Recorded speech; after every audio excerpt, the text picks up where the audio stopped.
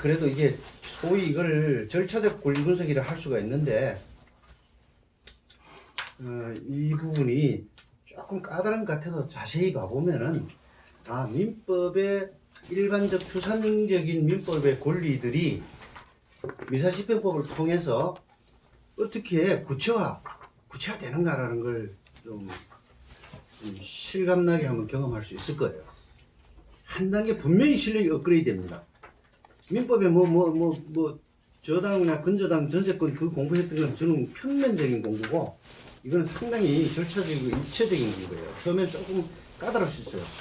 자, 느낌이 그럴 거예요. 이거 중개사 시험 볼 때 저당권, 근저당권 다 공부를 했는데, 왜 이 시간은 왜 이리 어려워? 도대체 이런 느낌이 들 거예요.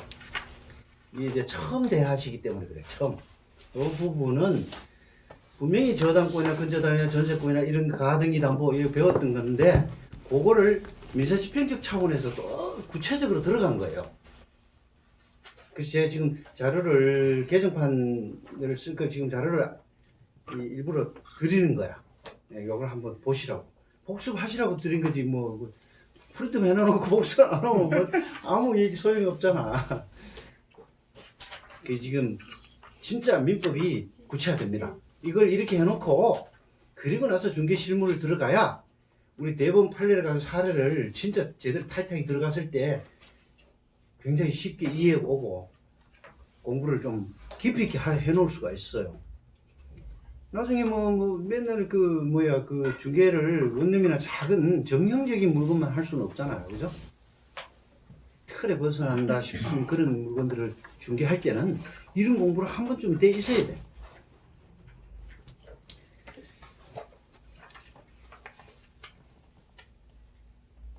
삼 페이지죠.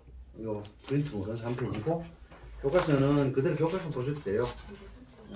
교과서는 근저당권 확정.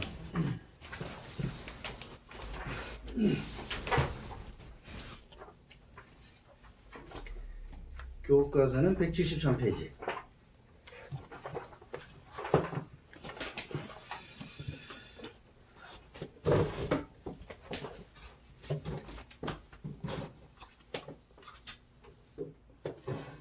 자, 근저당권은 저당권은 핵심이 민법 360조고요. 360조 그 원금, 이자, 위약금, 지연손해금, 실행비용 그 5개.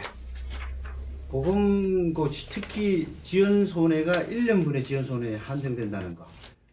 그게 굉장히 그 저당권에서는 민사집행적 차원의 절차적 권리 분석에서 대단히 중요해요. 그리고 나서 이 초과 부분에 대해서는 누구인데 배당할 것인지 문제. 그게 이제 처음 민법에는 없는 부분이 까다로웠을 거예요. 지난 시간에. 그죠? 오늘도 마찬가지입니다. 이 근저당권은 채권 최고액을 기준으로 한다는 거예요. 그 아까처럼 저당권처럼 1년분의 지연 이자를 잘라서 그렇게 하는 게 아니라 얘는 채권 최고액을 기준으로 하는 거예요. 그래 어쨌든 민사집행법에서 근저당권이 확정이 돼버리면 특정이 된다면 확정이 여기서 근저당권 확정, 저당권 확정이란 말은 특정이란 말이에요. 특정 권리가 특히 근저당권 같으면은 장래에 있어서 미래에 증감 변동하는 채권을 담보하는 담보 물거잖아. 그죠? 증감 변동 왔다 갔다 하잖아. 제로가 됐다가 또 채권 최고액을 넘어섰다가 이렇게 하잖아요. 그럴 때 확정이 돼버리면은 특정이 돼버리면 그때부터는 저당권으로 되는 거예요. 근저당도 저당권으로 되는 겁니다. 자, 여기서 근저당 확정이 가본에 보면은 피담보 채권 범위가 채권 최고액을 한도로 담보한다.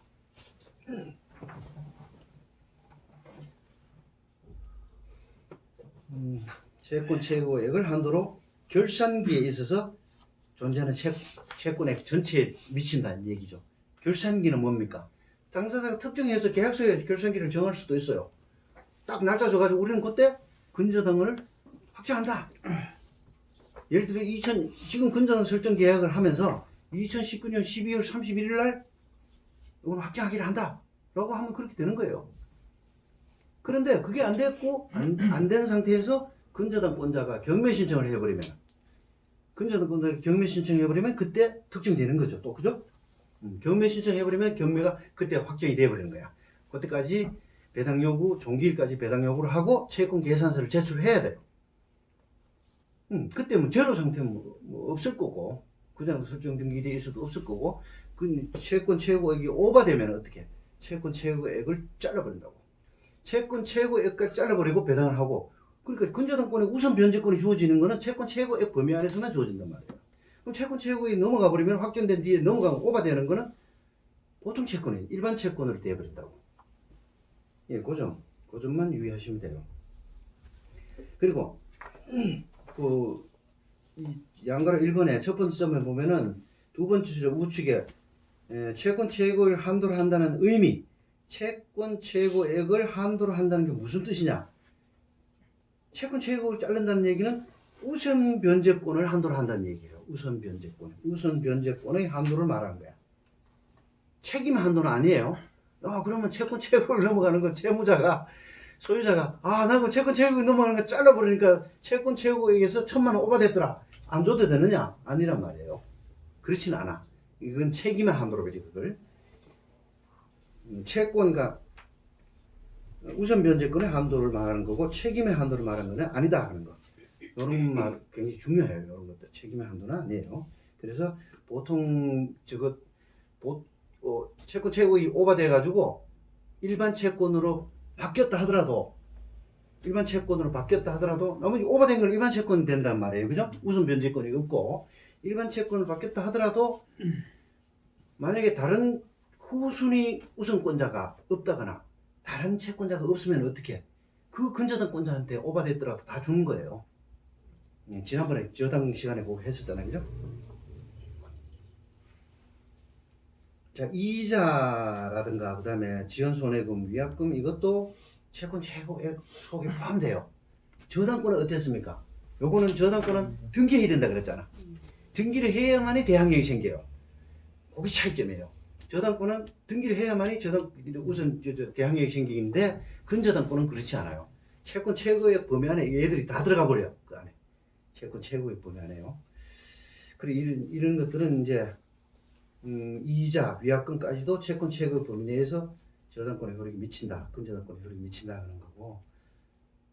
그 다음에 손해배상에 그것도 세 번째 점. 손해배상 지연이자죠. 그죠?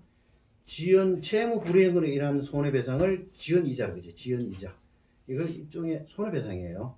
손해배상도 채권 최고액 범위 안에서 담보되기 때문에 저당권처럼 1년분에 한한다는 거, 지연이자 1년분에 한한다는 그런 제한이 없다는 얘기예요.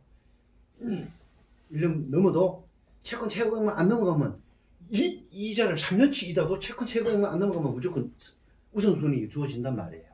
이해가시죠? 그 다음에 근저당권 실행비용은 이거는 채권 최고액엔 들어가지 않지만은 우리가 배당할 때 실행비용은 맨 먼저 줘요. 그죠?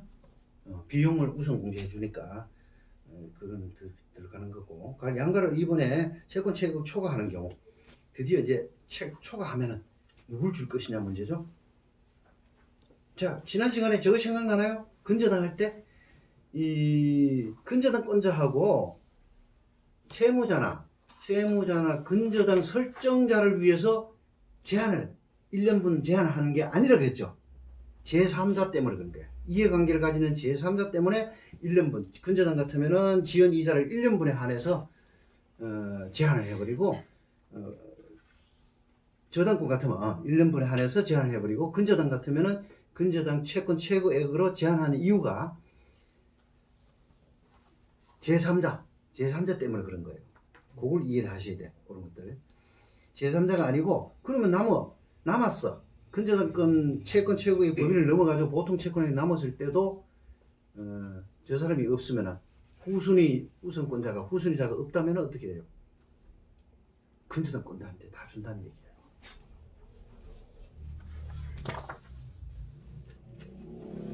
그 말이 그거예요. 채권 최고액 우선 변제권의 한도이지 책임의 한도가 아니기 때문에 그 두 번째 줄을 보면 적어도 근저당권자와 채무자 또는 근저당 설정자, 소유자 또는 그죠? 소유자 또는 채무자, 근등 설정자.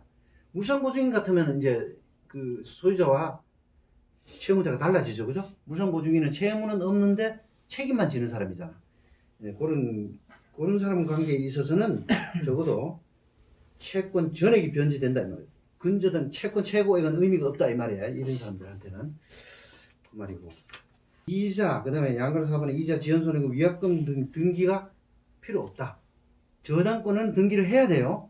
저당권은 등기 안 되면 무조건 그거는 대항력이 없어요. 그런데 근저당은 채권 최고액 범위 안에만 들어가면은 등기 안 해도 된다 이 말이에요.